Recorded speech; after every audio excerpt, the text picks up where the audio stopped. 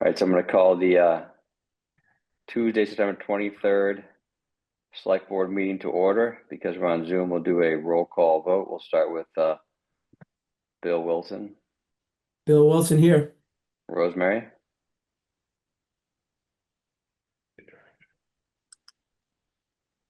I see she's on, but she's muted. We'll go to Tom Myers, Tom Myers here. William Olson here, and we will circle back with Rosie, but we do have a quorum until she gets on. Let's do the introductions here.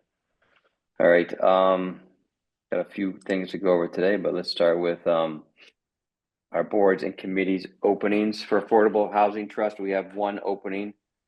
For Conservation Commission, we have two openings. For Community Preservation Committee, we have one opening for a member of the Historic District Commission. For FinCom, Finance and Advisory Committee, we have two openings.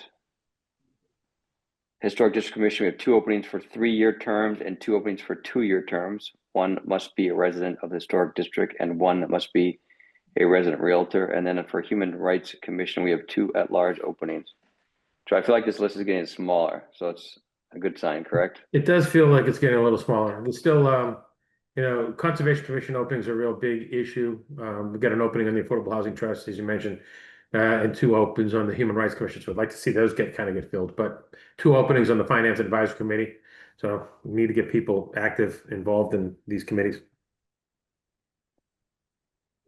This is a portion of our meeting. We will take public comment. Will be taken for 30 minutes, and each speaker will have no more than 3 minutes to speak. So it's a Zoom call. Please raise your hand virtually with the yellow hand, and Joe will call on you. And you can introduce yourself with your name and your address, and preferably camera on if that's okay, just so we can see you as we talk to you. So Joe, if you can go ahead and see if anyone wants to speak. Nobody's raising their hand, sir. Okay. I will check in with Rosie. Rosie, are you there now? I am. Okay, great. So roll call. I'll just say so we'll go back to roll call. We'll say Rosie Kennedy here. Here, Rosie Kennedy Great. here. Great, excellent. And I think we're just missing Ben. And Ben said he was going to be Ben's traveling. traveling. Ben's traveling. He wasn't sure if he was going to be able to make it tonight. Okay. For consent agenda, we have one item to approve minutes of the August 4th, 2025 Select Board meeting. Any comments or questions or revisions needed on that? None So here. could I get a motion to approve the minutes of August 4th, 2025 Select Board meeting? So moved. A second? Second. Second by Bill. So all those in favor say aye. Bill I Wilson. can't do aye. I do roll call vote. Sorry. Bill Wilson, Rosie Kennedy, aye. Bill Wilson, aye. Tom Myers, Aye. and William Wilson, aye. Thank you. All right, got a few things on the agenda today. We'll kind of go over the overall agenda, and then we'll back up and do. So we've got a cell phone. Let's see. We got department reports first with Tim Olson. Yep. And then we'll talk about and that's at 7:30. So is there do we got to come back to that, Joe? Is he ready to go now? No, we had given ourselves, we might need to change the way we do the agenda.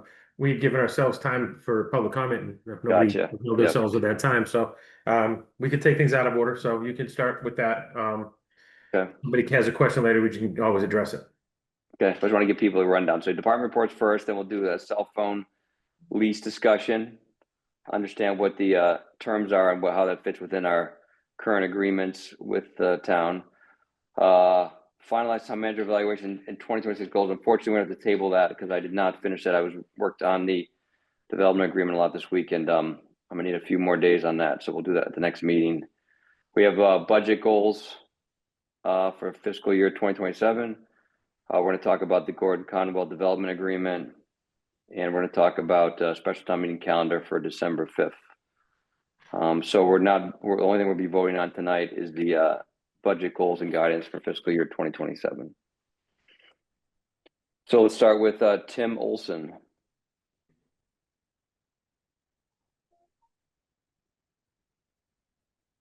Can everybody hear me all right? Perfect. All right. I got a new computer, so the microphone is kind of a little tricky sometimes with Zoom and Teams and all that. No, we got you. So yes, Tim Olson, DPW Director, come before you guys tonight to bring you guys up to speed on some capital projects that we are currently working on and planned in the future. Answer obviously any of your questions pertaining to any of the projects. And if you have any questions or projects that I don't bring up that you want some information on, I can be happy to share that with you as well. So I know probably the biggest project on everybody's minds right now is the Hamilton Town Hall. Let me just give you kind of a recap of where we are. We just actually yesterday poured the foundation for the addition. The original kind of project timeline was to do some of the addition work prior to the historic building. Because of some unforeseen structural issues, the contractor switched gears and went inside the building, the existing town hall, and has performed all the utility upgrades. Drywall is up, trim work is happening, getting ready for some interior paint colors and mock-ups within the next week, week and a half. So some of the things you don't see outside, there was a lot of work going on the inside. Just wanted to bring everybody up to speed with that the contractor has been very diligent on working, trying to get the project back on track. It was a little delayed with some of these structural issues. I think they've done a great job working with their timeline with the subcontractors, which is not easy. When there are some delays, sometimes those subs, they only have a short window for them to come in. If they miss that window, and now we're waiting a little bit for them to come back. So there's some negotiating, there's some working with the schedule, there's some recovery that we are working with. Last meeting we had, they are on track right now. They're telling us a February 2026 completion, which is fairly close to where we thought they would be. So I think they're still moving ahead, doing so at a good pace. Next up on that would be the roofers are up there right now. They've been there well, not right now, but the last few days. They've been roofing. They've stripped all the old shingle. They've installed all the new insulation as well as the new decking, prepping for new shingling. So they've got about half of the roof fully decked, ready for shingle. And then they postponed some of the work today just because of the rain coming in. So everything is weather tight. What they've installed is weather tight, ready for next couple of days of rain is what we're hearing. So they're moving at a good pace. The addition itself, the next steps are the CMU elevator tower. That is going to be happening, I believe, in the next week or so. That work's going to start. And once the CMU tower is up, they will have one more concrete pour for the basement flooring, and then they can start going vertical with the construction of the addition. So talking with them, they're still on track to have the full exterior of the building completed and painted before winter is what they are that's what they're working for. Yeah, I'm not sure if anybody has any specific questions about the construction itself. That was my question, Tim, was that with a February completion date being in the middle of winter, what risk do we have to winter conditions affecting the completion date? Will they be done with all the exterior work before snow falls, and then we'll do landscaping in the spring? That's correct. Yeah, that's kind of what their schedule shows right now, is to have everything done before winter, come back in, finish up, the inside, the interior work over the winter, come back in the spring and do the final restoration. Some of the site work that can't be obviously done that time of year. But the building itself would be mostly complete, if not fully complete, before that spring restoration timeframe. So that's kind of what we're shooting for, to have everything, the exterior fully weather tight, painted, and then working on the interior the data, the telecom, the outfitting of the building, the final HVAC, electrical, all those component plumbing, things like that, to the furnishings and things like that in the building. So. And if all the trades been awarded, is there anything that has not been awarded yet in terms of finishes or any, obviously? No, all the trades have been awarded. Yeah, that's part of like with the public work. A lot of the trades are it's awarded. They're awarded up front. What hasn't happened yet is not all the submittals have been put in for review. They're working on right now. They're working on the gutters and the downspouts of the town hall. So they're moving ahead with the submittals, but there are still several to go that tie into the finishing of the finishes of the project. So I do have. I just did want to bring up. We are currently on or within the contingency of the budget, but I have. And then maybe it's out of the abundance of caution, I have planned to apply for additional CPC funding, just to carry me through with a healthier contingency the rest of the project. There are some still unknowns, obviously, with the historic building. We have a lot of them figured out. We have a lot of them surfaced, but I would like to have a little bit more contingency to work with if needed. I do have a grant that should be awarded, fingers crossed, in November. And if we do receive that grant, it's through the Massachusetts Office of Disability.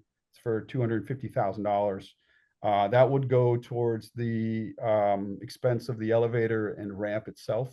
If we get that grant, that gives me a little bit more comfort that we'll have the required funding to finish the project and complete all the necessary items. So there will be a CPC ask. I told Jay Butler about that. I've been working on the application, but that would be in, I wouldn't call it a placeholder, but that's how I intended to use it. But it's obviously depending on what we come across. It's just another source of funding that we have to go through the steps to get that. And that's what I'm doing, just to be more out of the abundance of caution is what I said, just to make sure we have enough money to complete all the tasks assigned. I also have working with Vicky Masoni, our energy manager. We are looking at a AV grant to help offset the costs for outfitting the new memorial room upstairs with the required PA system, the monitors, speakers, things like that. So that is right now, I have encumbered those funds in this project. I budgeted for them, but obviously if we land that grant, then that funding would come available for other items as necessary. So I've been in touch with Joe. I've been in touch with, Rich, the other OPM, as well as our design team and things like that of where we are and where we can potentially recover or look to avenues of reducing cost or even some deducts in our project where it makes sense. I'm not looking to take away things that are necessary. I'm looking at strategies in order for us to save some money. Call it value engineering, if that's what you want to call it, but ways to save some of the money and recoup some of that and keep that contingency as healthy as possible for us to finish the project. So. We got paint color yet? So the outside is going to remain the same. The outside, we're going to stick with the historic colors that we had on there. Inside, there's going to be, the plan is offices are going to be like a gray tone throughout the building. The interior corridor, the main corridor on the first floor, the historic color was a gold. So there's going to be several shades of gold that we're going to have mocked up to look at. The staircase, the first and second floor, the historic color is a green. So there's going to be a few shades of green in that area. And the meeting room upstairs, there was a poll that was put out. Seems like blue, it's like a steel blue is the preferred color there. So we're going to mock up a few colors there for to look at, to see what it looks like on the walls. And then obviously ceilings are white.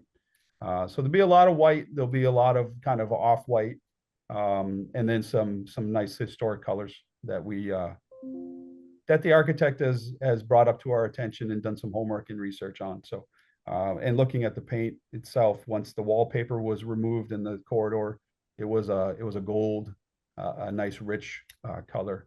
I think it would look really nice there. So. So Ken, I'm sorry. can I ask a few questions about the colors? Why is institutional gray going to be inside the offices? So the gray is just a neutral color that we felt would go well with the desk, the desks that we have pre-purchased, as well as the flooring color.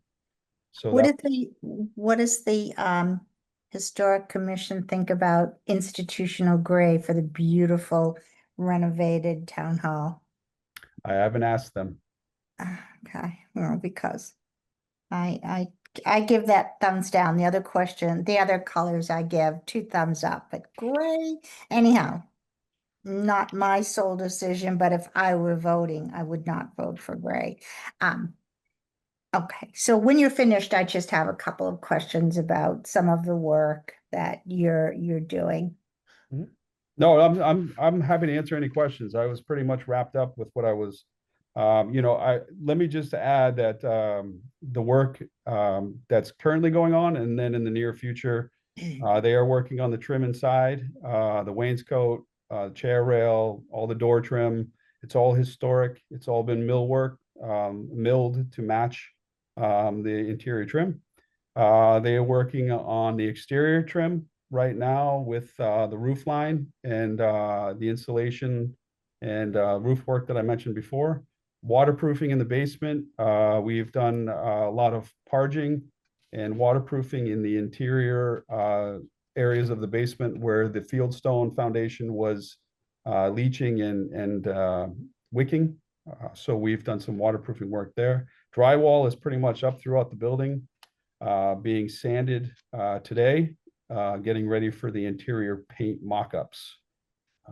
Site work, elevator shaft, like I said, should be starting again back in the next few weeks. So that's kind of where in a summary of what's happening now and what's planned. So happy to answer any questions on the town hall. Yeah, okay, be able for me just ask a few questions. So I know that there were issues with the foundation work where the addition is going. Was that a significant problem? And I don't know if I remember being told exactly what the issue is and how expensive it was to resolve the issue. So long story short, what happened was there was an exterior staircase that got removed from the building. Underneath the exterior staircase, there was a large concrete foundation that was not. We didn't know the size. We didn't know the significance of this. So when the contractor had to obviously remove that area in order to open up the excavation for the addition. I think some of that concrete was cast into the fieldstone wall. Not much we could do. They were very diligent with working with trying to remove it, but it was cast within. So when they removed it, some of the fieldstone, that section of the fieldstone wall became compromised and was not structurally sound. And that was we always were planning a penetration into the fieldstone wall foundation, but in that area, that was about 6 feet away from that. So we had to enlarge the opening. And in doing so, we had to then put in a new larger header, larger structural support, as well as we looked at 2 options. We looked at a steel header, and then we actually looked at a concrete wall. We went with the wall option because on the back side of the wall in the mechanical room is where they are installing all the new geothermal system. So they needed some type of wall structure, a support structure to attach all that system. So we went with the concrete wall. And the price that we got from the contractor to do that extra work was just over 40 grand. So, I mean, at this point, as Tim was saying earlier, we're within our contingency, but Yeah. that wasn't unforeseen, and we're just trying to, look ahead and make sure that we stay within our contingency. So. yeah, and I Right. think, But I I do feel we talked about this before at a previous meeting. So Rose, I'm not sure if you were at that meeting or not, but we did talk about this issue at a previous, I think within the last couple of months, but I don't remember what meeting it was, Joe. Yeah. yeah. Well, that's a pretty good explanation. I appreciate that, Tim. So it Yeah. doesn't sound like it was anything horribly significant. No, and then inside there was some structural work. Since we're on that topic, there was some structural with the existing headers in the building to allow for us to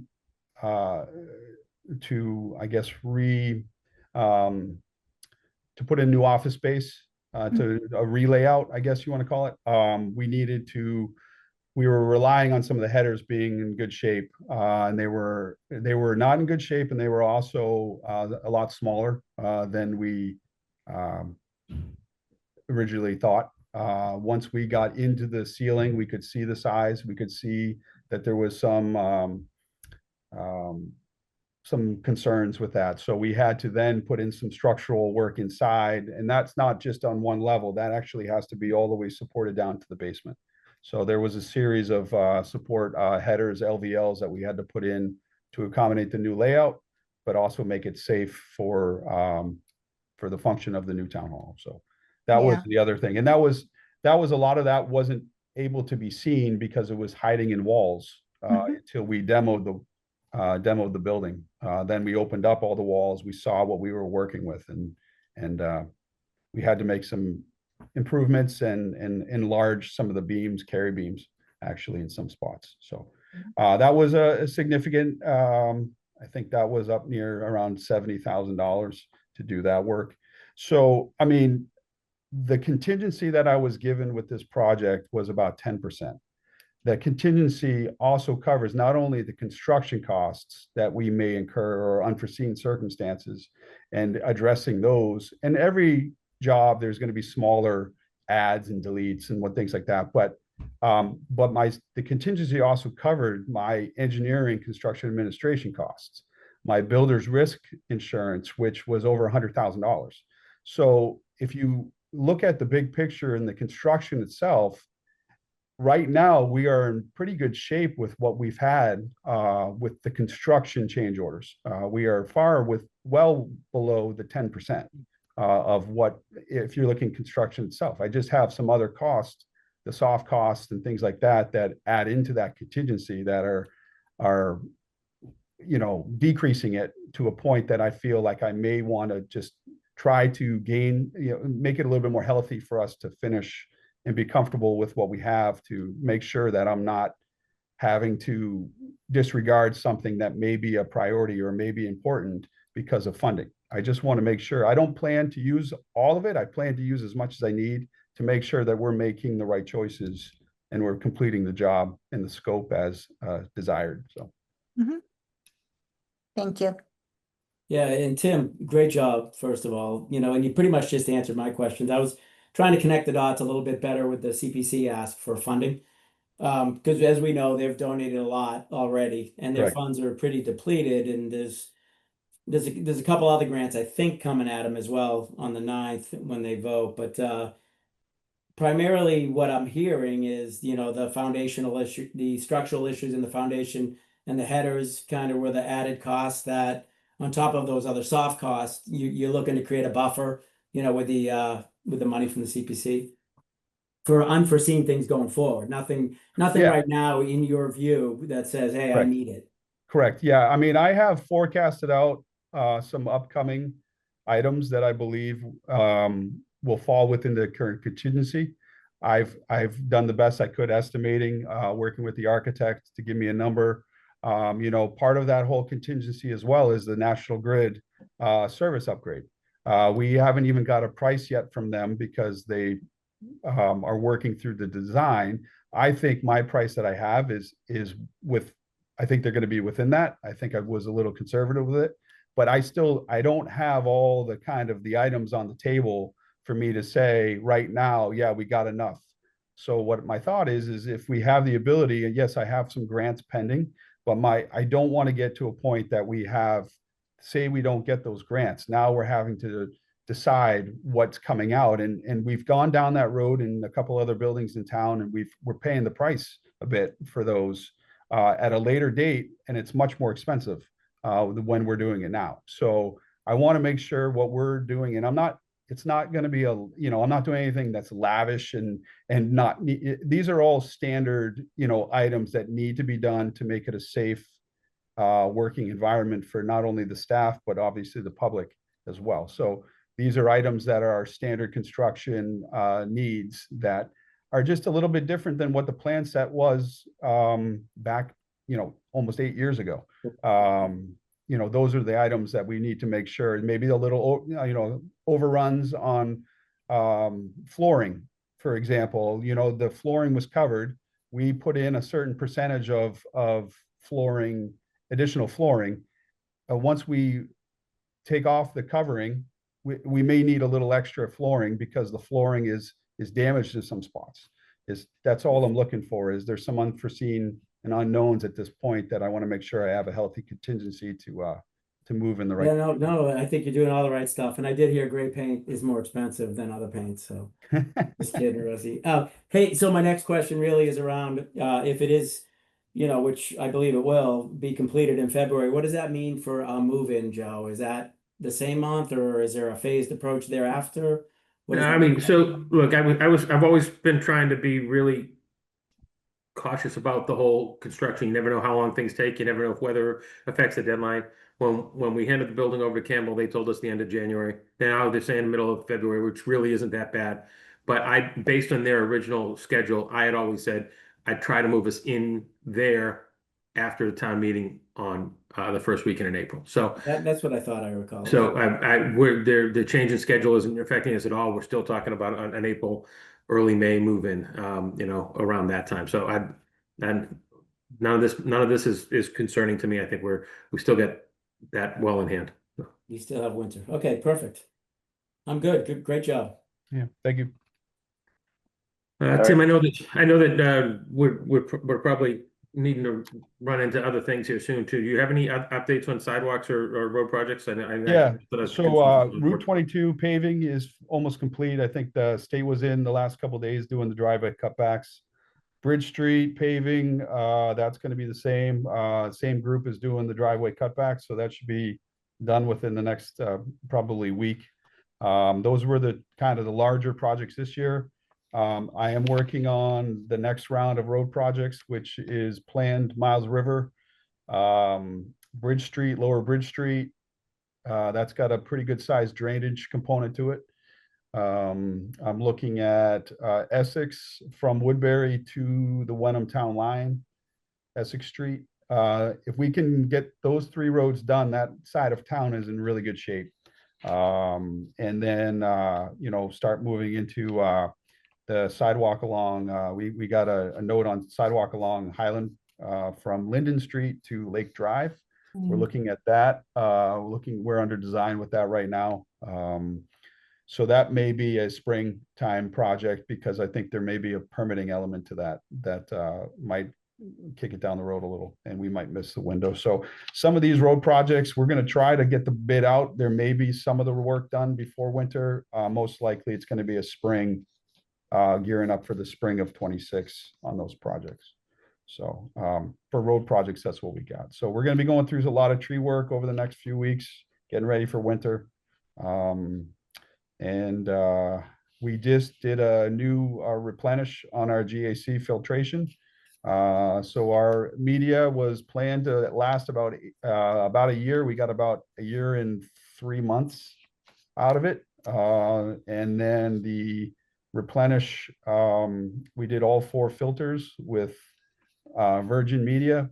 The next time we can do it, we'll actually use the media we just took out. They recondition it and they'll put that back in, and it'll be less cost.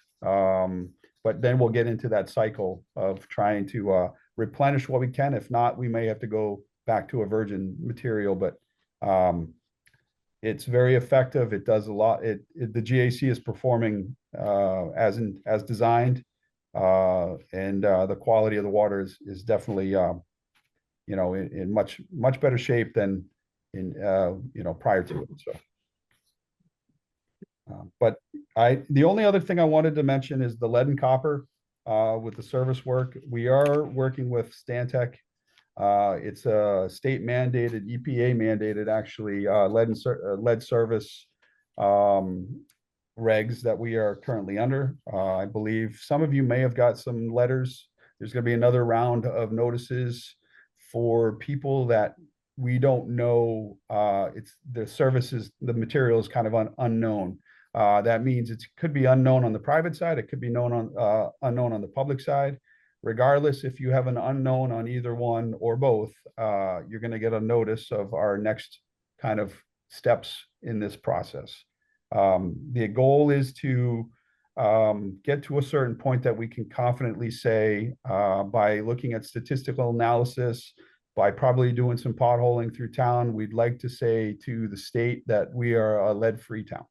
That's what we're getting to. So we just have to go through proper procedures and phases to get to that point. But every other town and city are under the same timeframes we are. So it's something that I feel like we're in good shape. I think we're way ahead of some other communities, fortunately, in this, with the regs and keeping up with the compliance to my knowledge, to former DPW employees, water employees that have been here for 40 some odd years, they've never seen a lead service in town. We just need to make Mass DEP and EPA comfortable with that assessment. So that's what we're doing. Thank you, Tim. Thanks, Tim. Yep. Is there any questions? Are there projects anybody else has? I mean, I'm happy to answer them. I know you guys' time is, I just wanted to make sure that you can always email me. Feel free to come by. I'll give you a tour of the town hall. Happy to do so. So. All right, great. No, appreciate your time. Tim. Yeah, thank Thanks, you, Tim. Thanks for your diligence. Okay. Thank you. Have a good night. Thanks, Tim. All right, next item on our agenda is a cell tower lease discussion. So, Joe, from the last discussion we had was obviously we're trying to look at a sale of the lease, and our issue right now is that the sales are based on a 25-year term, and we are not quite compliant with that, correct? Yes, it's close. The bids were based on the assumption we could offer a 30-year term. Right. And we've discovered that because we've already got a 30-year lease in place and we've run about 5 years off of that, we could really probably only offer a 25-year term. Lee Smith is counsel with KP Law. He's been working on this for us. I asked him to be here tonight to answer any of your questions. I do get the sense from talking at least to Tower Alliance that had the bid at $627,000.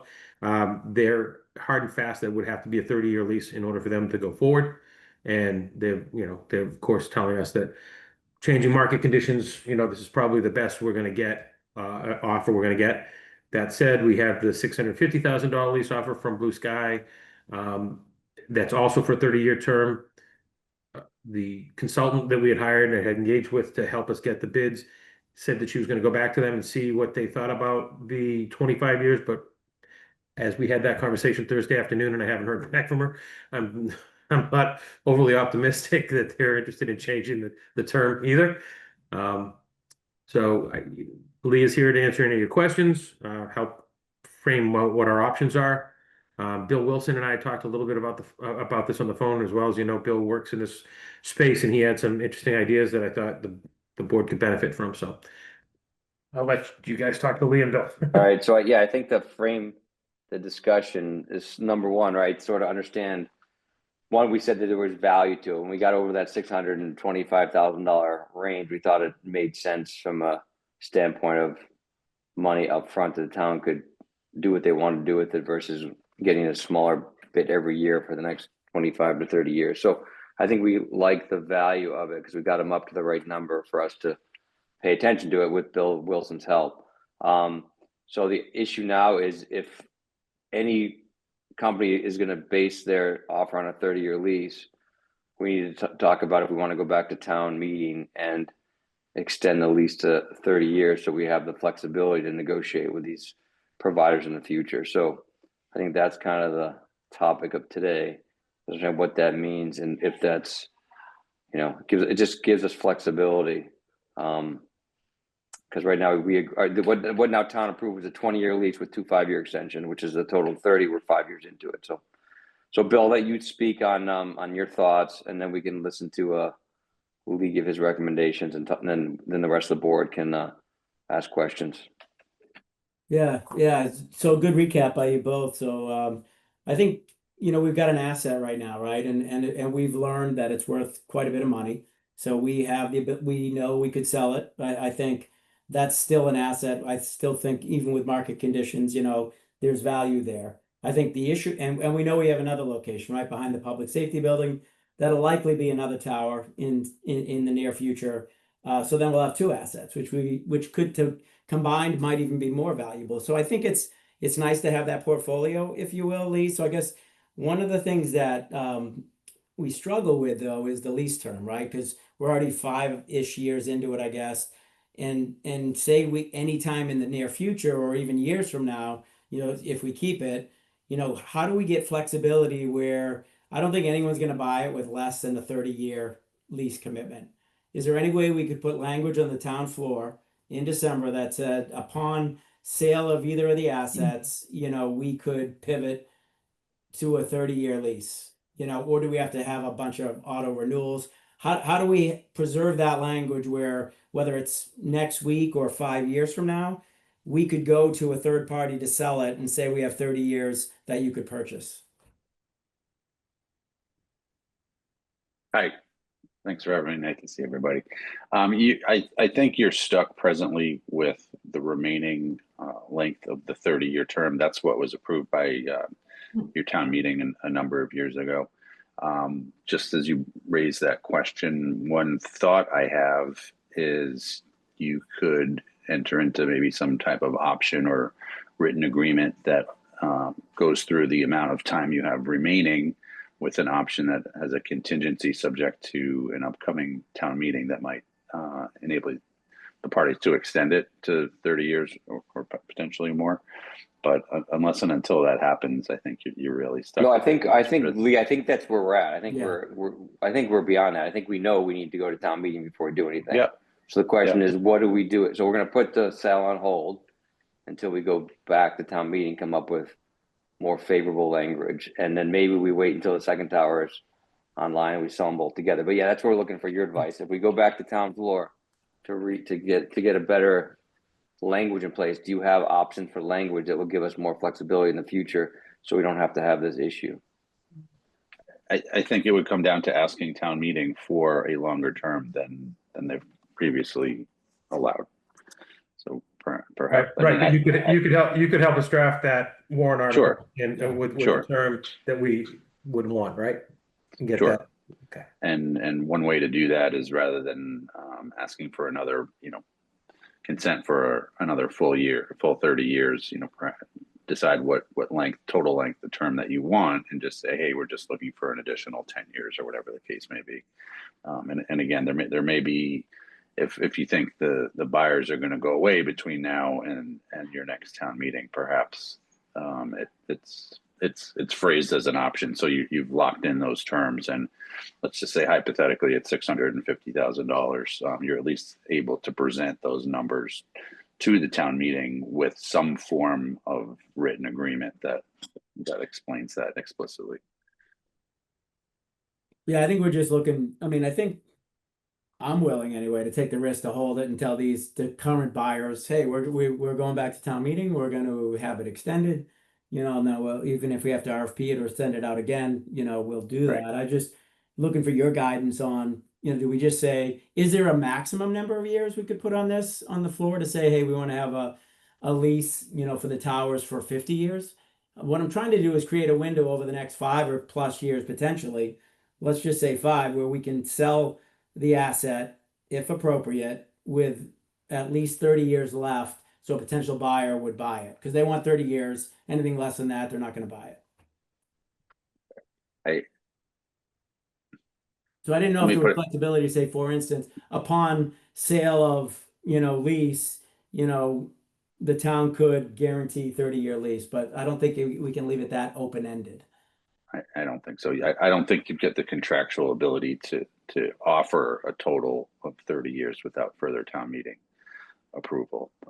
Keep in mind though, if you're talking about other towers as well, if any of them, I apologize for not knowing this, but if any of them are affixed to a building as opposed to just a freestanding tower, you're going to be limited statutorily to those 30 years. But whereas the one behind Town Hall is a freestanding structure, you're not necessarily limited to those 30 years. Yeah, and I guess just so that everybody's aware of all the details, the existing, or the proposal to put a second tower behind public safety building is with the same company that built the current one, Everest Infrastructures, and their partners. That arrangement was actually signed at the same time the original one was, but Everest chose not to pursue it at the time for a variety of reasons. They've since been out and site walked and come up with a plan. They've circulated a draft of the, design and location, and are planning to go and file for a special permit to build the second tower behind the public safety building at the end of October. So, barring some unforeseen complications, and assuming that it gets the special permit, then they could be building the second tower hopefully as soon as this spring, which would be, I'm sure, a relief to many people who live in the center. Because the one thing we continue to hear is from residents who live closer to downtown about the spottiness of the cell service in town. And so I think that a second tower, which we've all been working towards for the 7 years I've been here, seems to be on the horizon. And I think Bill Wilson brings up a good point. We've got one tower that has generated, interest at a level of $650,000 for 30 years. But would two towers be more valuable once we have the second one up? And maybe we pause this and then pursue putting them both out together. Joe, how long did it take to build the first tower after the permits were secured? Do you remember? I'd have to go back and look and give you an exact time frame, but it was relatively quick. They maybe a year. Yeah, a year. Yeah. About a It was year. about a year. There was some issues with some, at the end of the day, we had to get an easement to go across some property, but it took some time, but the construction was under a year. We would think and hope that at this point now, having learned from the last time, that we'd get all that stuff together in time. So if they go through the permitting process here over the winter and have the permits in hand, they won't start building until the spring. We'd be able to line up whatever we needed from time meeting as far as easements to support the tower for the annual town meeting. Those would go through, and then they'd break ground and build it. And probably this time next year, you'd have much better cell service in downtown. And the proposal is behind the building, not affixed to the building? Nope, it's behind the building, separate, freestanding. Okay. It's a little I tight mean, back yeah. there, so we had to be a little creative on where it would go, but it looks like they come up with a plan that will minimize its appearance from the roadside and kind of hide it a little bit among the trees that are behind it. So Joe, I looked at the plans and I looked at them quickly. I don't remember reading how high this tower is going to be. Do you? I think it's about the same height of 120 feet as if I recall. No, They there's haven't no- put that in writing yet, but they indicated to me in the sidewalk that they thought it'd be about the same height as the existing tower behind Town Hall. And they're convinced that this is going to make a dramatic improvement in our cell service, because I know that the one at the town hall wasn't the panacea it was promised to be. But I also know that they had talked about building the second tower for some time. So So, I mean, if I wasn't here, obviously, when the first one was approved, right? The town meeting was in 2016 or 17, and the contracts were signed a year and a half before I even got here. So, if I recall though from reading the minutes and talking to some of the folks that were on the boards at the time, it was always very clear that they might need two towers in order to solve the problem in town.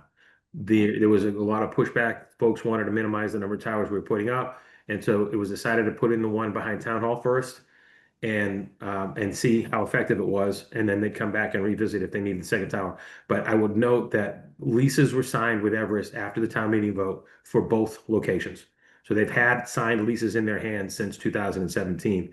It's their decision to take a while to act, and the leases don't take effect until they build it and they start Right. collecting revenue. But We were presented lots of science that said that, yeah, that the more towers you build, Yeah. it takes stress off of the other tower. So it takes stress off of one tower, that tower performs better, and then the new tower performs better. So every time you add a tower, in order to add 1 million, but every time you it takes stress off of one tower and then creates capacity on the new tower. So it's sort of a win-win. But you know, the height is the biggest issue, right? We have to balance the height. We don't want them too high to be an eyesore in town, but height is obviously what makes them perform better. So I think that's also something to consider. But so And the 120 feet height might not be ideal to get the best coverage, but it I was the think best that that's town the could do at the time. limit. But they'll do those tests, Rosie, and Yeah. they'll put a crane up or balloons and they'll provide the town Yeah. with maps to show you exactly how that RF travels and where you'll get coverage and where you won't. Yeah. Now, and we could take a look at what was proposed back behind the town hall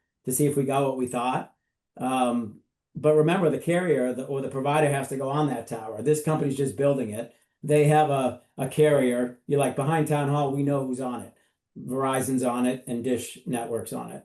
If you have any other carrier, you're not going to have good coverage there because there's not antennas for that carrier. A carrier is a Verizon, AT&T, T-Mobile, that type of thing. So you can build it, but they got to come. So right, you're right. Verizon have to be another tower to have it Yeah. be impacted. Right, that's a good point.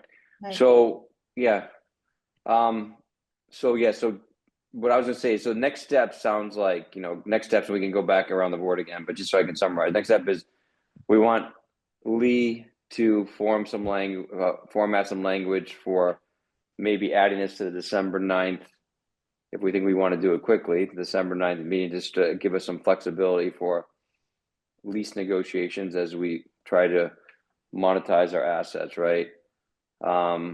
And then number 2 is, Joe, if there's an offer letter that one of these companies would be willing to sign, it says, hey, sign this now, and it guarantees you the $650,000 on December 10th if this thing approves the town. I'm not sure if someone's willing to sign an offer letter that leaves it open-ended until December 10th, but So that's they- something we want yeah, to consider. Is that something we want to consider as a board and say, hey, we can't sign the lease now, but we'll let you know, we got competition right now, right? So we have 2 people willing to bid on it. Maybe one of them is willing to sign an open-ended offer letter pending the December 9th approval at town meeting.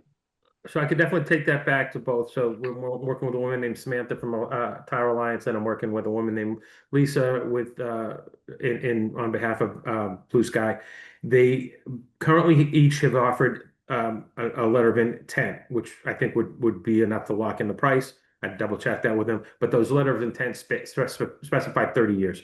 So let me talk to them and see if they're willing to sign the letter of intent pending the outcome of a special town meeting in December. And then if We'll get, 30 we'll years, get- then but we have to contract. do it. But I mean, my point is that we negotiate with one of them now, right? Hey, you've won the negotiation as long as you're willing to sign this open-ended offer letter. Otherwise, it goes Right. back on the street to somebody Yeah, else. I mean, currently the best offers with Blue Sky, so we can talk about.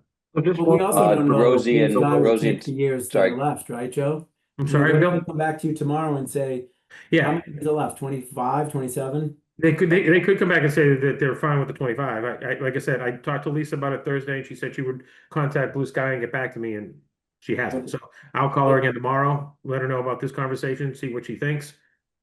And But that is a possibility for this board, whether or not we would say we would take, if they said 650, 27 years, do we say yes? Do we vote on that?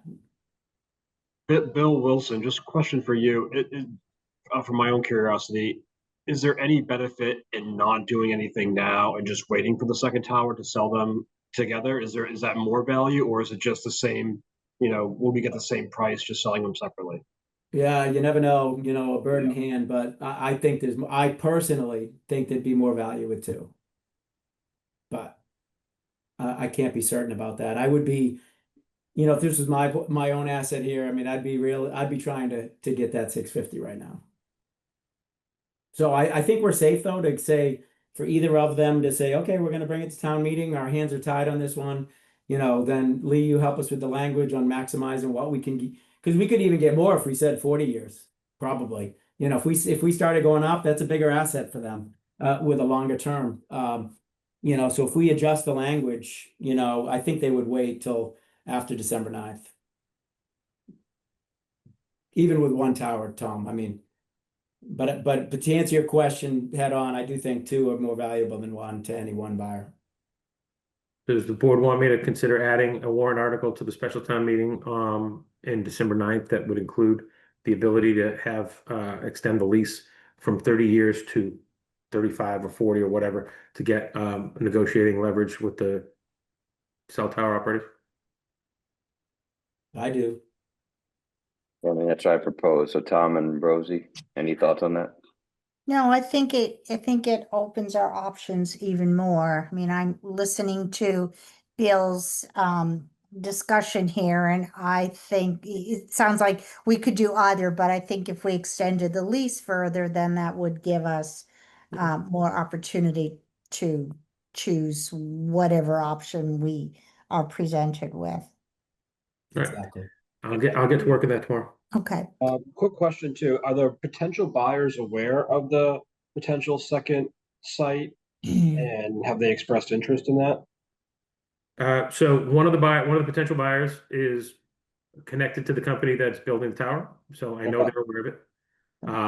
And the other one was our consultant was made aware of that fact and provided with the existing lease for the public safety building site. So I would imagine that she divulged that. That would be her job, but I will confirm that. I'd be very surprised if she didn't divulge that. But neither expressed, nobody made an offer on that lease yet because the tower's not up. At what point can we offload that asset? Like, can we do it before it's built, but after permitting, or does it have to be fully built before we can start negotiating? Like, at what point do we have the ability to start negotiating the sale of that asset? I'd lean on Bill and Lee for that. I wouldn't know for sure legally what we're allowed to sell before the asset's completed. And I don't know if we're in the best negotiating position until the tower's up and functioning and has a carrier on it.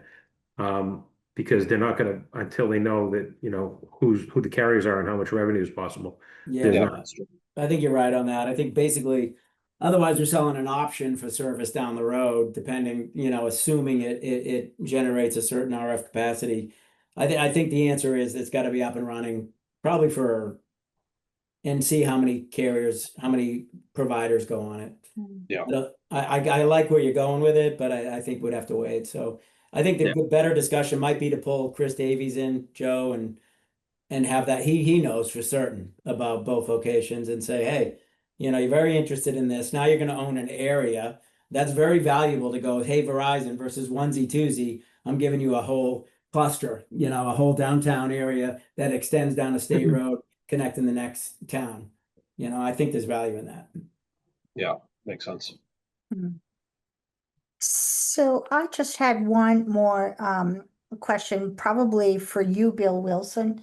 And I may be adding a fly into the ointment, but my question is this. I have been told that that Verizon is going to be going before the planning board to request a special permit for a particular small box that's going to be sited on a telephone pole down near where the train crosses 1A. And I don't know a whole lot about it, except that I have been told it's coming to the planning board. And so my question is, how will that affect this new potentially sited tower? And do you have any knowledge of what this particular project will be, Bill Wilson? Yeah, I'll let Joe go first and then I'll jump right on that. Yep. The proposal to put a box on top of the telephone pole is actually for AT&T. It's a different carrier. They've been made aware of the coming special permit application for the Verizon tower that was being planned for behind the public safety building. They've chosen to go forward with their own plan for the small box on top of the light electric pole instead. So details about what went into their thought process, I don't know. My understanding from folks in that field is that generally a monopole is considered the way to get the best coverage, but maybe AT&T doesn't want to be involved with renting space on a Verizon pole. Maybe they just see that they can get that pole, that small box up faster, and that will provide some relief to their customers and potentially a possibility to expand it. But given that it's going to go on a telephone pole that the town doesn't own and won't have any interest in, there's not very little that we can do to capitalize on that. Yeah, I was just interested in the concept. Yeah, no, so thank it's you. called a small cell, and a lot of carriers do that, and they'll do kind of to answer what Bill was saying earlier, the more sites you have, it takes away from the capacity of too much traffic. I doubt there's too much traffic anywhere in Hamilton, but it's probably more of a coverage thing where, and I think it's over down near 15 Walnut, isn't it, Joe, on Walnut, or? They originally wanted to put it on Walnut Street across from 15 Walnut in the mall. I think that the planning board had urged them to look closer into the parking lot, closer to the train station, and I believe they agreed to that guidance, and their application is inclusive of a pole that's inside the parking lot. Yeah, so carriers, these providers will do that, and they'll go in and they're probably saying, they'll get on public utility or telephone poles, probably to cover the train tracks. That's probably why they're coming in. And it's probably speed to market, but I would bet you anything, if they knew there was a big 120-foot tower, coming within a year, that's where they'll want to end up. You get much more breadth of coverage than you do on top of a telephone pole. Okay. But a lot of communities use telephone poles. They'll hang little canisters, and it allows for, remember we talked about it on Railroad Ave, if we didn't get this tower. Right. It's very similar. And they can come in and they can do Wi-Fi or cellular, so. Yeah, I mean, when you pass Salem, and there is just no cell service on the train all the way north. It is unbelievable. And so maybe that's what they're looking I would at. imagine there's a benefit to going around the 177 train stations that we have, and carriers can get like faster approvals, with these little monopole thing, not monopoles, but canisters on top, small cell. So Okay, and that would be pretty effective as well? it would for that area, for that Well, carrier. yeah, But think localized, about it, right? we've got 4 big carriers out there. If everyone has to do that on every other or third pole to cover a street or a downtown area or a train station, it looks worse than one big pole that gets everybody on it. Yeah, and I'll just make the comment that I think every resident of Hamilton knows that our cell service has just gotten worse over the past couple of years. It's just incredible, no matter what carrier you use. So I think any towers or canisters that are going to improve the service are certainly very welcome. So we have a path, Joe, then, or? Yeah, I'll plan to have it added to the warrant language, added to the warrant, and when you guys close the warrant, I believe that's next week, at the next meeting rather. There'll be an item there for this. It'll be a placeholder for this. There'll be a placeholder for a bill of a previous year that we just found out about, and there'll be the item for the zoning overlay. Understanding that if you still decide not to go forward with the overlay, the bill of the previous year and this can always get bumped to an annual town meeting, so you won't have to have a town meeting for this. If you don't want to, if stuff doesn't go forward for some reason with the zoning, you're not bound to have the special town meeting by adding these things. None of them are make or break, have to be done next month deals, except for the zoning, so. Yeah, and I don't know if now's the appropriate time, but we just heard Tim talk about a potential CPC funding grant application that's going in front of the CPC on the 9th. There's another one going in front of that group as well. So I know they reached out to me and asked that if we could accommodate, if something gets approved, a warrant article as well to approve some grants for the CPC.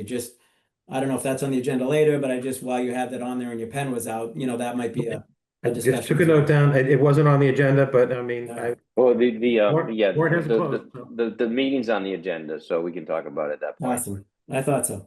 Okay. Before we move on from this topic, I'll just give the opportunity, because this is kind of an important topic in town, but if everybody's on the call would like to make public comment at this point, 2 minutes each. We'll give you an opportunity now to say something, so I'll let you raise your virtual hand and Joe can identify who it is.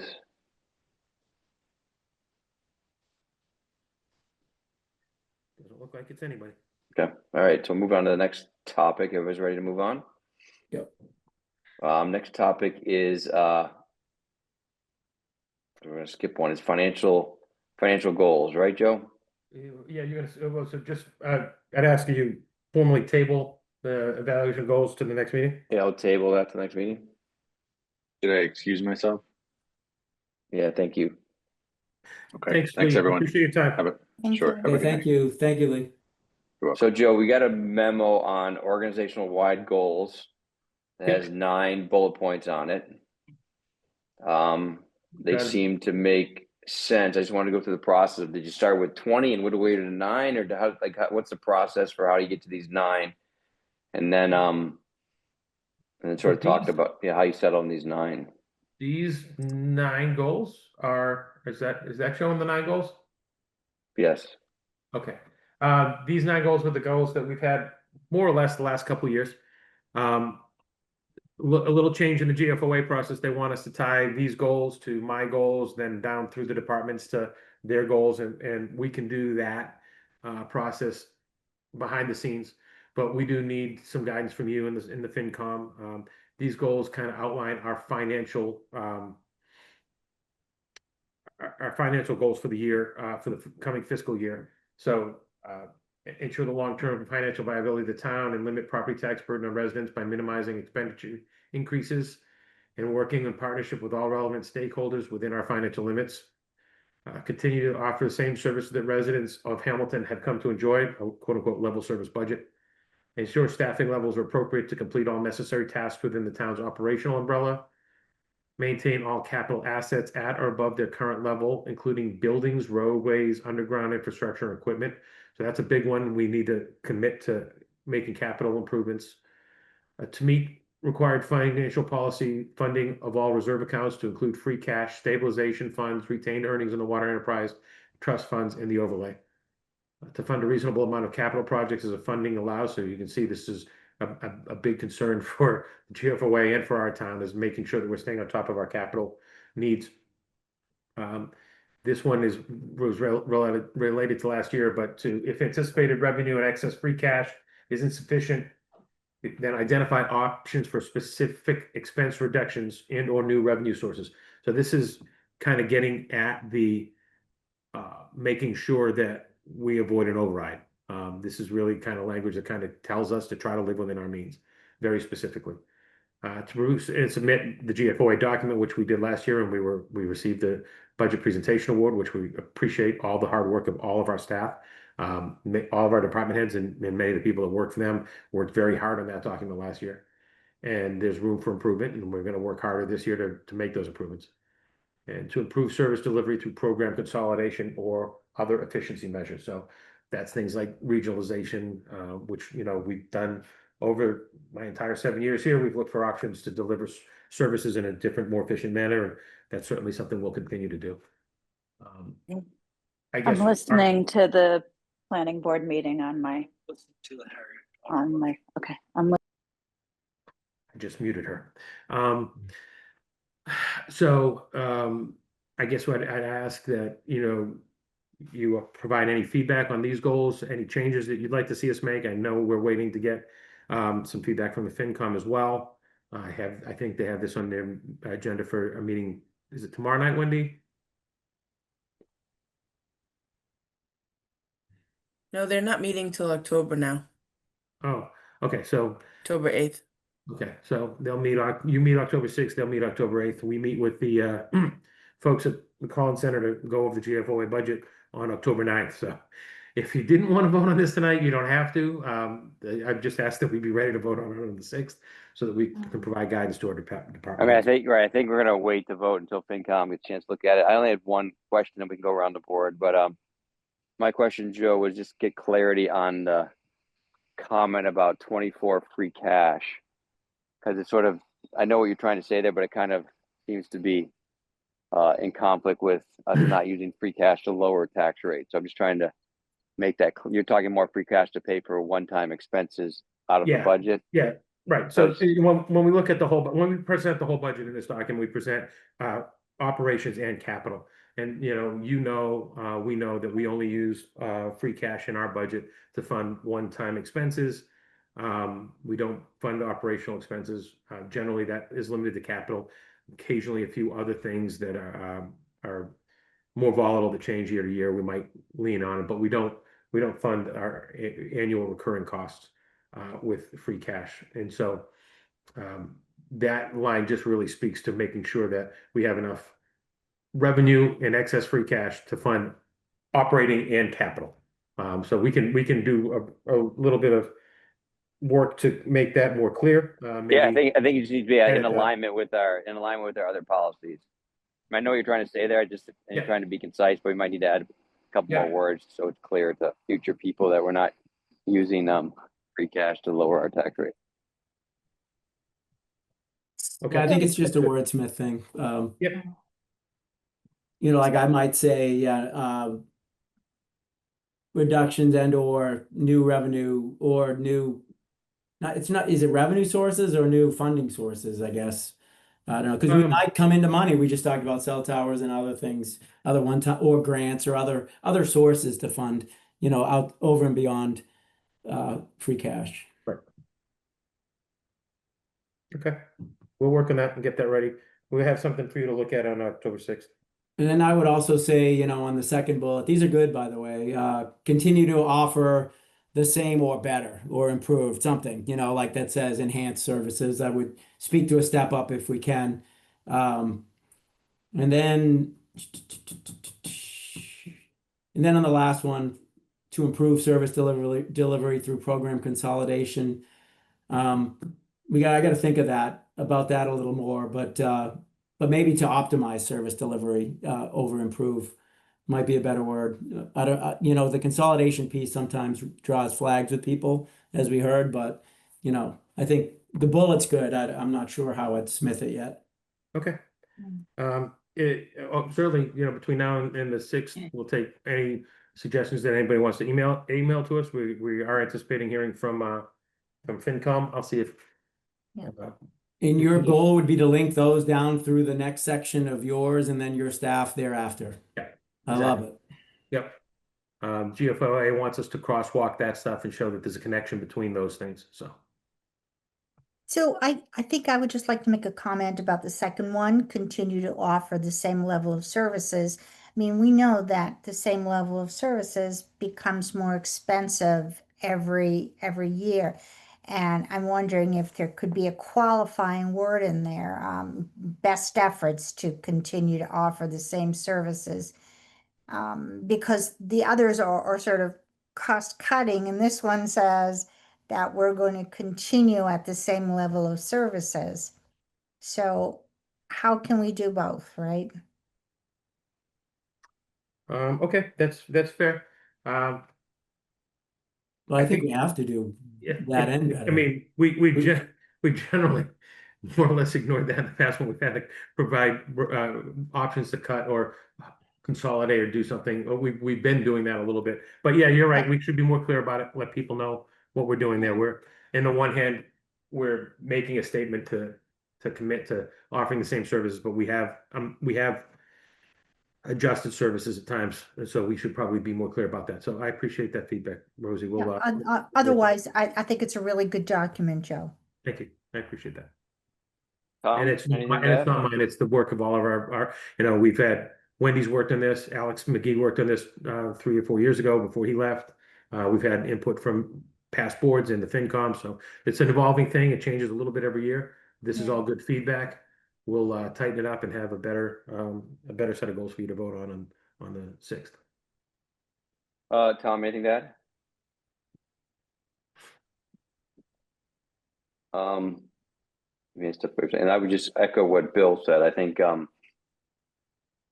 I agree with what I go back. I was going to pull it up real quick, but I agree with his comment where he said to improve service delivery through program consolidation. I think that's right. I think optimize, right? Improve leads people to believe that they weren't good to begin with, and it's not always about improving, it's about Right. optimizing it. So I think that's a great suggestion, Bill. Yeah, I like that word, optimize. It's good. Yeah, I like that. Tom, anything else to add? No, nothing else. Thanks. Okay. All right, let me just go back to the agenda here. So the next item on the agenda is to review the draft development agreement with Gordon Conwell. So bear with me for a moment here, because it's a little different than we have done in the past. So let me kind of walk you through the process, where we are, what our goal is for tonight, what our goal is for the next days, weeks, and months ahead of us, right? So currently, right now, we're in negotiations with Gordon Conwell on both the development agreement and the aligning zoning bylaw. And I recognize a lot of people have worked very hard on this to better the town and give the town some guarantee in the future about what happens on that property. And also hopefully us being in a better position with financial and 40B and other things that might impact and I have, Rosemary's been on that, as also Joe. I've recently joined that group. And we've had John, our attorney, working on it. And obviously Merwin is from the Gordon side. So because we're in negotiations still, the goal today is not to get into specific debate on the agreement. Today is just sort of put it out there into the public realm, answer some questions, but let people really read it and get out, because there are some things that aren't settled yet. But we didn't want to wait any further to get the draft agreement out into the public, out to the select board, so that people can start to comment on it and we could get some feedback on it. So my goal for today's discussion is sort of just for me to sort of describe where we're at with it. And then we can get some questions. But the goal is not to debate, and we're obviously not going to vote. It's not agreed to yet. So that's my goal. But obviously we have a board of 3 other people here, and they can have other comments. But let me get my comments out first, and then we'll go down the run here, right? So kind of give you the concept, right, from 10,000 feet, right? So Gordon has come to us because they have an opportunity to sell some property, help fund the school, because the school has some financial requirements right now. And this is an opportunity where it can help the school, and they feel like by helping the school can also help the town by giving things to the town that might protect some of the land and some of the housing on the project. So it's supposed to be a give and take and a real negotiation where we both should be getting something beneficial out of this agreement.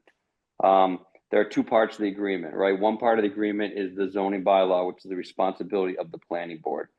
So planning board's been working very hard with the seminary to understand how they want to develop the property in the future, what flexibility they want, and we've looked at the planning board looked at what they want to do to protect the property, protect the future development and improvement of the property. So they are working sort of not in a silo or a vacuum, but they're working as a board with input from a lot of resources to come up with this bylaw. And they will have, as part of the schedule that's been presented, they will have public meetings to discuss where they're at, right? Our responsibility as a select board is to come up with a development agreement, which is really supposed to dictate everything else that's not involved in zoning bylaws or improvement to the land or land changes, land improvement. So our development agreement, if you look at it, really refers to the zoning bylaw as an agreement, but it really defines everything else. And I want to kind of go through what it defines. It defines really the terms of the agreement, legal terms of the agreement, how it ties into the deed and the owner and future owners and future development of the property. There's a big section there about affordable housing and what they're going to work with us on, allowing those 209 units to become affordable housing, which means that 25% will fit those requirements, which they give up, right? Their ability to give up 25% affects the value of that property. So they're transferring value to the town by taking a lower deal and allowing us to hopefully meet our 40B requirements. So there's a big section there about affordable housing and the apartments, but it also limits future 40B. So it allows us to transfer 209 units to affordable housing, but also eliminates any future possibility of a 40B project going on that project site. It also allows them to split it into 3 lots, the lower, the middle, and the upper campus, which allows for future flexibility. It allows for the apartments to be developed. It allows for the seminary to stay at the top of the hill, and it allows for a potential for the middle property to be kept by the seminary or sold by the seminary, depending upon what their needs are as a private landowner. It defines money of a partnership with the seminary that as the project gets developed, the town will get reimbursed for impacts that we've had over time, and it's come to currently we're at a $1.1 million number that gets divided into 4 sections. It's defined in the development agreement of how we get paid those 4 payments, the total $1.1 million. It defines access to the site in terms of allowing public access to remain. Unfortunately, there's not trails on the property, so it's not like we can deed trails like you would have typically for areas around town where we have trails. This is just open access to the property. So it grants some access, but there's some limitation to it. It's in the agreement. It dictates on-site water treatment. So obviously it's managed by the health department. We did add some clauses about making sure that they understand that they're responsible for any on-site water treatment of any development, current and future. It defines sort of the deed, and that it's it's transferable to any owner over time, so it gets registered with as the deed. So those are sort of the things that it defines, right? And each one of those things has its own paragraph in the agreement. There are a few items to finalize, right? The first item to finalize that we're going to negotiate, with them and debate with them and talk about in smaller groups is the disbursement, right? We've gone back and forth on the disbursement and the schedule of the disbursement. The agreement we got today, or that we're looking at today, was really just finalized on Sunday. So being Tuesday today, we've not had a lot of time to look at it. So, but there's been some updates to the disbursement and how that gets dispersed, and some of the risk is on them and some of the risk is on us. But favorable that we get $100,000 up front, and then as each property gets sold, the town gets money. If the seminary chooses not to sell the property, then there's no value to the seminary for this agreement. So they don't, so it would stay as it is, and the town wouldn't have any risk, and no money would change hands. So it's kind of how it's stepped in the agreement. But we still need to finalize that. Number 2 is access to the property. Over time, there is allowable in the agreement an opportunity for the seminary to say, hey, there's some risk with either how we're using it, developing it, in terms of just having it open to the public, either with insurance or with other risk items that we would want future flexibility as a private landowner to, we have no intention of limiting it, of changing the access to it, but it is private property, and there are insurance risks that in the future may limit that, unbeknownst to them or uncontrolled by them. So there's some language in that we need to finalize. And number 3, we had some language in a previous agreement about what was defined as heritage landscape, which is what the planning board came up as sort of the sacred landscape on the property, and what they did not want to have developed. And there's a map. So I think we need to define what that heritage landscape is, because I thought we had taken it out of the development agreement at one point, because we're going to let the planning board, through their bylaw, dictate how the property it could be improved in the future, and we didn't want to have conflicting documents, and so we wanted to leave all the development stuff into the actual bylaw and not in the development agreement. So if we're going to include some language of a heritage landscape in the development agreement, we need a better definition of what that is, and also that it can't limit Dover. So we can't have a development agreement that is in conflict with the Dover Amendment. So those are sort of the 3 things that are still in review that we're looking for people to ask questions on and comment on over the next days, weeks, and months. But the goal really is to go back to the bigger goal, right? The bigger goal is that the seminary is in a position where they want to work with the town and give us a lot of flexibility to have what we want on that property, to have it for 40B, to have some of the area protected, and in turn, and also get future revenue from tax base and some cash up front, but in turn they get some flexibility too. So we're trying to come up with an agreement that balances that. That's not just completely one side, right? Negotiations has to be fair and equitable. So we're trying to balance the agreements that we both want to sign it. Because if we come up with an agreement that's too rigid, the seminary is not going to sign it. And we come up with an agreement that's not advantageous to the town, we're not going to get it passed we won't get it passed at town meeting with the 66% or 2/3 vote, right? So it has to be balanced. Our goal is not to work all this time on something that's not going to get passed at town meeting. That would be a waste of time and a waste of energy, and it would put us at risk for future development that we can't control. So that's kind of how I want to summarize where we're at right now. I know Rosie's worked on it too, but I just want to stress that we don't want to get into specific debate right now just because of the negotiation step, but we're allowed to sort of give high level status and people can ask some questions.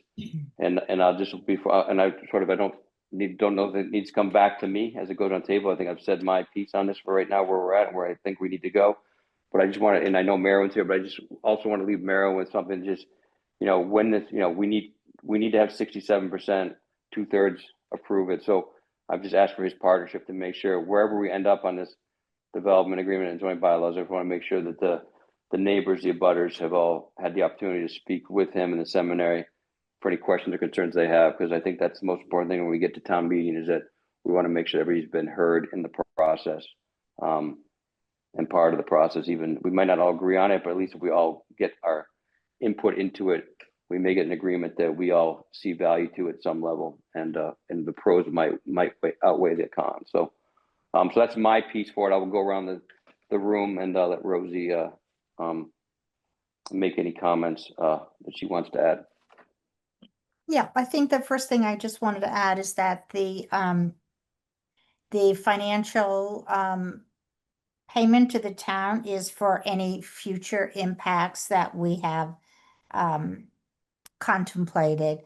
And then the second issue is access to the public. There has always been public access, and it would be very beneficial if the seminary were to include language in the development agreement that would exclude public access for cause, and not just arbitrarily say that they can cancel it at any time, because it has been a great benefit to the town for many, many years. And then the second, and then the third thing I just wanted to mention was about the heritage landscape. The planning board has been working for 3 years on the Browns Hill Overlay District, and multiple public meetings have helped to develop the concept of the heritage landscape. The planning board feels that's important, and many abutters and residents have also felt that that was an important aspect to it. So that's something that still needs to be discussed. And then finally, regarding the heritage landscape, that particular issue, whether there is or isn't, to my knowledge, does need to be on the development agreement, and then the particulars through the planning board. So I think there are still some issues. We certainly are making a lot of really good progress, and I remain very optimistic that things will work out to the benefit of the seminary and the town. Thank you for all your work on this, Rosemary. Obviously, Tom and Bill Wilson, you've just seen this right over the last 48 hours. But do you have any general questions that we can help answer, or guidance you can give at this point on next steps, or what your thoughts are? Yeah, I do. No, a lot of good work's been done. I appreciate everyone who's been working on this. I love the kind of scale that Section E at the monetary contributions, going through that. I think that's pretty creative. I would ask Joe, does this? I think the first two are probably high probability, right? The 400,000, the 100 and the 3.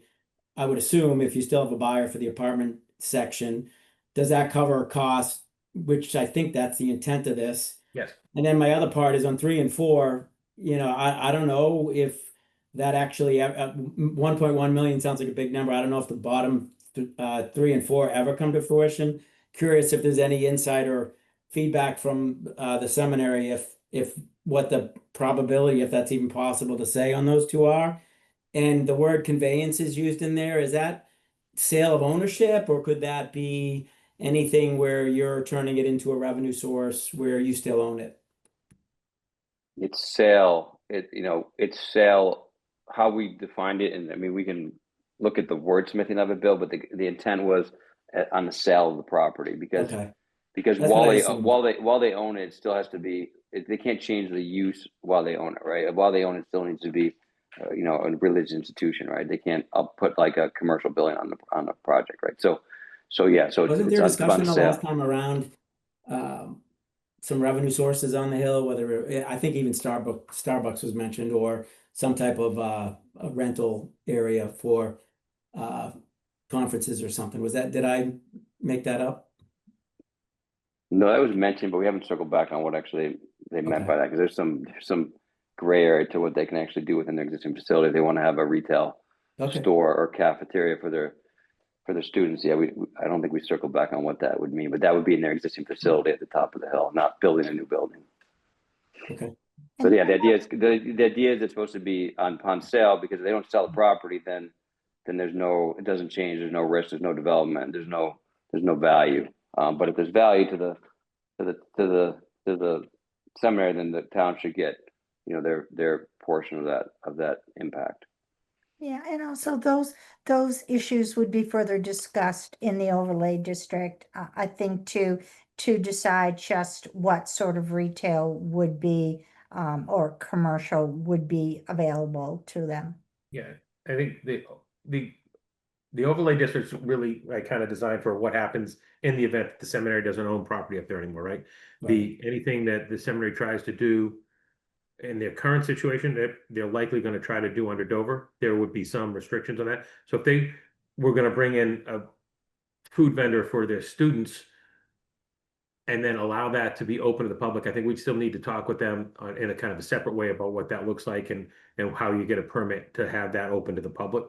But the conveyance of the property at some point to a third party to do other things will all be covered in the overlay district, and what those uses are. The planning board's been working on what all that zoning stuff would look like now. So is that just, I guess, to the seminary folks, is there that part of the longer term plan, maybe 3 and 4, or are you just leaving it open in the event of? I mean, we'll if you're gonna ask Marion a question, let's get the questions together, but we'll ask them all. I'd rather go down the planning board, and then we can get Merwin speaking to some of it. So I'll write that down here, and we'll. Okay. We'll No, circle back but with Marion. other than that, I mean, very creative. A lot of progress was made. Okay, Tom, you got any questions, comments, or guidance? No additional comments or questions other than what the rest of the board has raised, but no, I applaud the efforts here, and I think there's been a lot of progress, so it seems promising that we're moving this along. Agree. So Merwin, I mean, there's some questions for you, so I guess I'll let you address specific questions or anything that you need to correct that I may have summarized too, but yeah, go ahead. Yeah, thanks again. Thanks so much for all the work that you and Rosie have done as well. Yeah, the only one is the historical one that it's actually the master planning committee for the town that came to us first. So we responded favorably to that and saying this was really identified as one of the few spots in town that there could be some commercial development, some increase for the tax base. So and then it sort of came from that, and then the seminary it started looking at the potential for sale of the apartment building. So, Bill, just your question again was, I think we're trying to do is set up a structure that if there are further developments in there, that those will then trigger these payments, so that, because that's when we would be realizing the value of the overlay district in that place, and that's when rightly the town should get a mitigation payment. So that's the goal there. Okay, yeah, so structure and alignment, I get it. That makes sense. But the goal of the seminary, they tell you today, is that they want to stay in, the whole idea of this entire restructure is to be able to raise the funds, allow them to stay on the upper campus, right? If Yeah. they wanted to if they wanted to vacate, they would sell the whole thing right now and move it, but that's not the goal. The goal is to spend all this time and effort to restructure, come up with, so they can actually stay on the upper campus. Right. Yeah. Yeah. The long-term goal at this point is once those apartments sell is that we're there for another 55 years or more. Excellent, thanks. Joe, you raise your hand.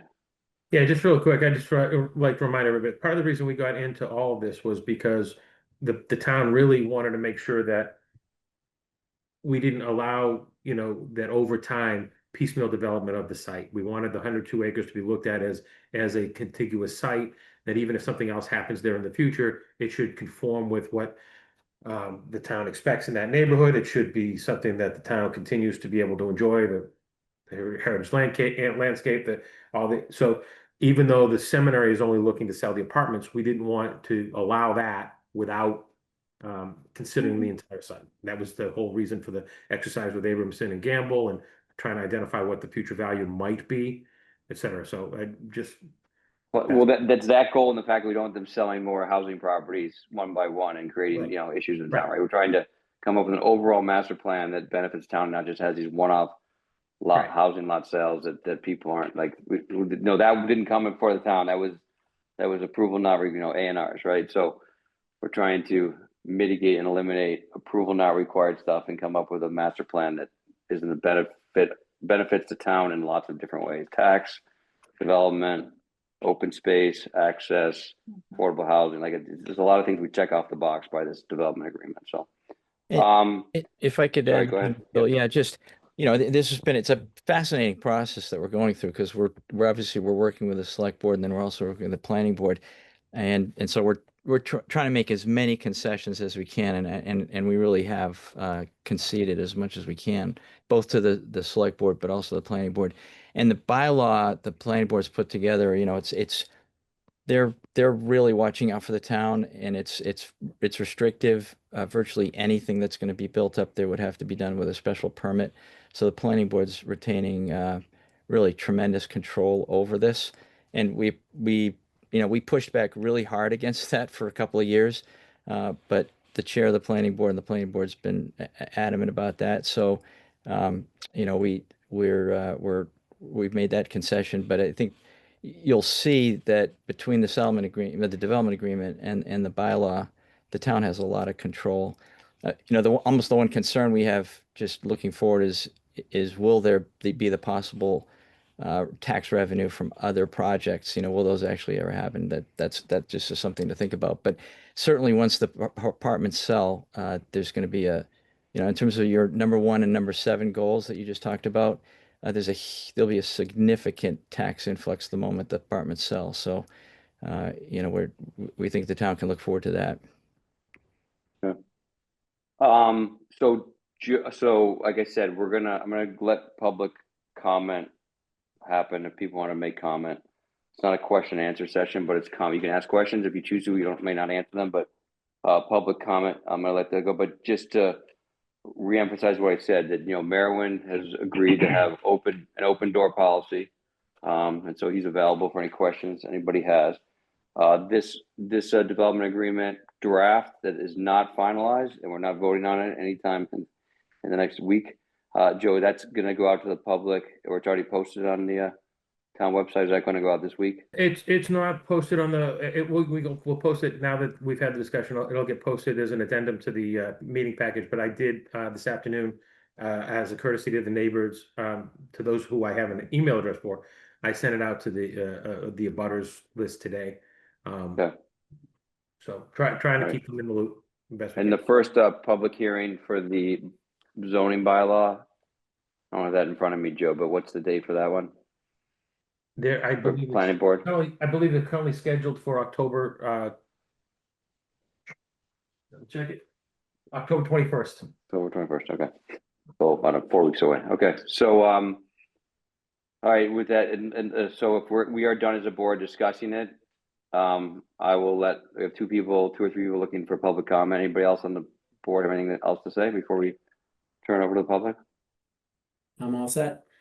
All right, so we'll take 2 minutes each, and I only see two people, but I don't have my whole screen here, but I'll let Jake go first. Thank you. Can you guys hear me okay? Yes. Oh, great. So, look, you guys have known me, heard from me for the past 3 years and working on this site. I've met with Merwin, Scott, Joe, Rosie, whole bunch of people. I took some notes, but I'm kind of going to go off script. I think, first of all, it's important to note that Gordon did try to sell the whole site. They couldn't sell the whole site, so they pivoted. We are negotiating with a business. I live across the street from this business, and I'm trying to mitigate what happens at the site. I am okay, and I've convinced a lot of neighbors to be okay with the 209 units going from dorms to apartments. I am supportive of that. It was nice enough for Merwin and Scott and actually Christy Wilson to invite me up to their campus to negotiate, to which Rosie was there, Joe was there, Caroline, and a couple other people, to the point where, frankly, they've given a lot more than they've given today. Please do not be wooed by the $1.1 million. You're talking about giving a business the approval to build on a site that is only allowed to be built for single family housing. I moved into this neighborhood because of the way it looks and the way it is, not because the 100 acres across the street was going to get developed into another downtown area. I am supportive of the 209 units becoming market rate apartments, but to give up more beyond that has to be really, Merwin's incorrect in saying that there are strict restrictions on them. They are getting an overlay district. To that point, I own 5 acres adjacent to this. Can I put my 5 acres in it and build a nursing home on my 5 acres of land? I don't understand why Gordon Conwell, a business, is getting this benefit. So you guys have seen my emails to you, the planning board, everyone else. March 18th, latest was a couple weeks ago. I've reached out I'm going to go to planning board meetings, everything else. I've had over 22 meetings with neighbors around. I struggle. I want to get this to the point where the apartments can get through. I don't think you get to your 66% with this deal that's on the table right now because of the leeway that's being given and the sway that, frankly, this neighborhood is going to have over this decision process. So I'd like to see the 209 units, and I've met with Alex Westra. I've met with the buyer. I think he'd be fantastic in this neighborhood. The seminary needs to give more. And Christy Wilson offered more at our meeting, and now they pulled back on it, which is why they went silent from talking with neighbors. But now I get that Merwin has an open door policy, but it doesn't matter what you go in and say because things change when you get out. So I'm happy, I'm available. Anyone should feel free to call me. Merwin, if it's you or anyone from the seminary, I'd love for Joe or someone else from the town to be present. But beyond that, I'm available and would be happy to talk with anyone. Thank you. Thank you, Jake. I see John. Go ahead, John. Yeah, Jack Davis, 57 Lois Street. I'm a longtime employee of the seminary, now retired, but I want to speak as a property owner in the town of Hamilton. And just making the point that certainly the abutters have a legitimate interests in this whole deal, but that every homeowner in Hamilton could potentially benefit by some of the current apartments going back on the tax rolls. I've been paying taxes, I think, for the property taxes for the last 48 years. And the direction of the property tax rise is only one direction. It's always going up. Now, my wife and I would, now that we are retired and on a somewhat fixed income, would like to stay in Hamilton. And I think there are other people in our situation too, who have lived here for a long time, who think it's a wonderful quality of life, and who would like to be able to age in place. So the sale of these apartments here, if it would mitigate the unending rise in our property taxes here, would be very welcome. And I think there are also a lot of property owners who would welcome a greater variety in housing stock in terms of market rate housing. which would provide the possibility for, say, firefighters and policemen and teachers, employees of the town and so forth here, who might not otherwise be able to afford to live in the town in which they work. The last thing I'd like to say is that our young people, we had a daughter who went to the regional, graduated as the valedictorian, went away to college here, got married, now has 2 kids, and she and her husband, who's a carpenter, could not afford to buy a house in Hamilton. They barely got into a very modest home in Beverly that was a family connection and so forth. So just urge the select board to keep in mind that it's not only the seminary and the abutters in the town, but also the residents of this town who would like to stay here, who would benefit from this sale. Thank you. Thanks, John. No, I think that's all speakers. Okay, I appreciate that. I took notes on both those. If I follow up on those items as well as other people will, but no, thank you for your comments. And I think we will move on. And so, Joe, I mean, this is going to be a continuous topic on our meetings moving forward. So it'll be on all of our meetings, you know, as we move forward, whether we're voting or discussing, it'll be a constant topic until December 9th, because we want to keep this thing moving forward. And like I said, our goal is to get to our goal is, because there's so much advantage to this thing for the town, the goal is to get to an agreement that will pass, not that will fail. So we need to take everybody's thoughts into account and make sure we're getting you know, building consensus, because it's a waste of time, as we know in town, to do things that don't get consensus. So thank you all for your sharing your thoughts. All right, Joe, what's next? What's the last item on the agenda?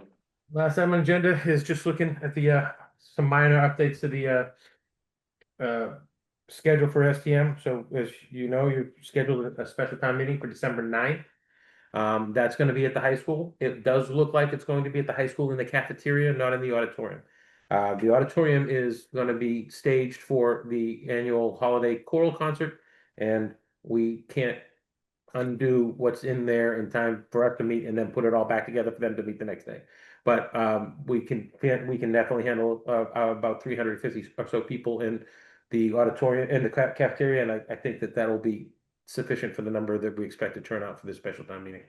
I already talked it through with Brian and Manigione, the principal there, and we'll do what we need to do to make sure everybody can see and hear what they need to see and hear at the special town meeting. The one change, Joe, on that, did you talk about the gym, or you just thought that that'd be too big?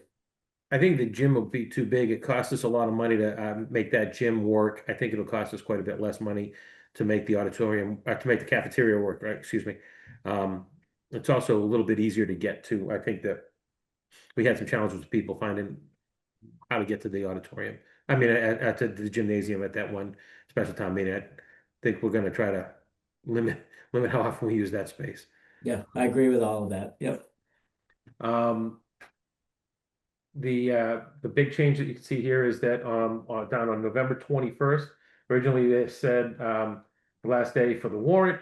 Oh, sorry, this wasn't there. It's the last day for the warrant to be signed. We need to make sure that once all the recommendations are incorporated into the warrant during that week leading up to the 21st of November, we arranged to get signatures from the select board members so that we can post the warrant on the 25th properly. So we'll work with you to make sure that's all possible, but I just wanted to highlight that as an issue.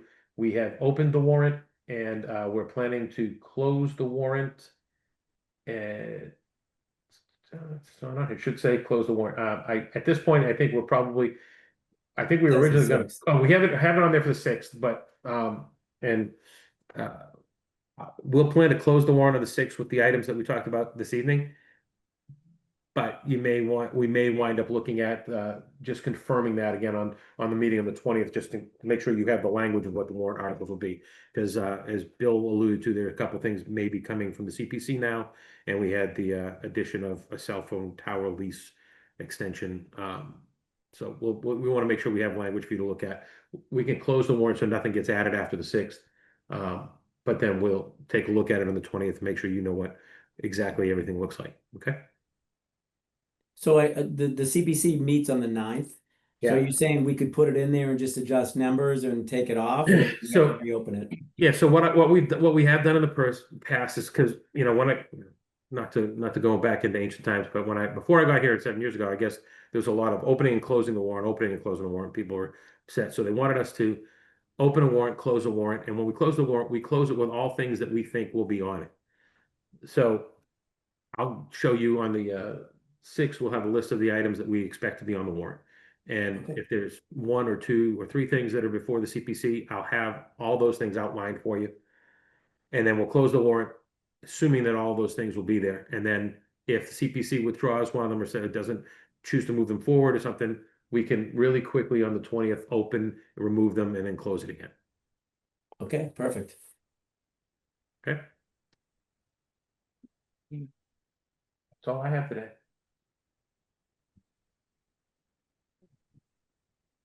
Okay. New business. New business, I'll go around the room. Rosie, anything to add to new business? No, not right now, thank you. Tom, anything? Nope, no new business.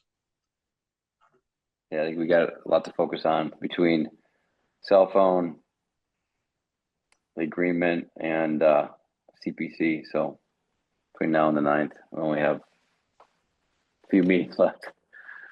Bill, anything else on your I end? think I'm good. That is a lot. At some point, the regional agreement, I'm curious about how Oh, that yeah. subgroup is doing, but I think the subgroup had originally planned to have a meeting last week with the district representatives from Hamilton and Wenham met. Prior to that with KP Law, we had some things that we wanted to work out between ourselves before we got back in the room with the district. And so Lauren Goldberg from KP Law is doing that now. And I believe we're planning a meeting next Monday among ourselves again in the early afternoons, 12 to 3 on Monday sometime? Yeah, Tom? I think 12, somewhere between 12 and 3, yeah. And then after that meeting, we'll meet with the district again, and we'll be able to provide an update after that. But that group is kind of working towards trying to finalize language for an amendment to the agreement in time for it to be adopted at the annual town meeting in April. So in April. Okay. I'm good. All right. Do we have any more motions? oh, actually, I'm sorry. I'm glad I mentioned April again. Current Care. So under new business, I'm not asking for you to decide right now, but to think about it, and maybe we can talk about it on the 6th. Our town clerk, our illustrious and wonderful town clerk, pointed out to me today that under town's bylaw, annual town meeting is the first Saturday in April. This year, that first Saturday is the day before Easter, and it is Holy Saturday. And she said that we may want to consider moving it. It will require a vote of the select board. You may want input from the FinCom and the town moderator.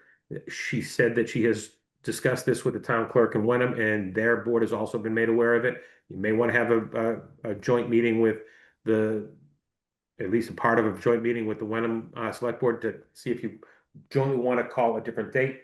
It will affect the election too, because the bylaw ties the election date to the special town meeting date. It's the Thursday after the town meeting. So if you move it even by a week, that's going to move the election for the week out. So just want to put that on your radar.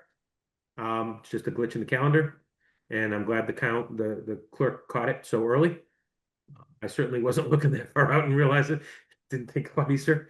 So I'm glad you put that on our radar. I wanted you all to think about it, and we can hopefully have it on agenda to talk about next month.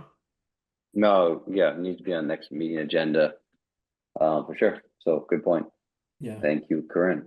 Thank you, Corinne. Yeah. Doesn't happen that often. Great. I move that we adjourn. And I'll second.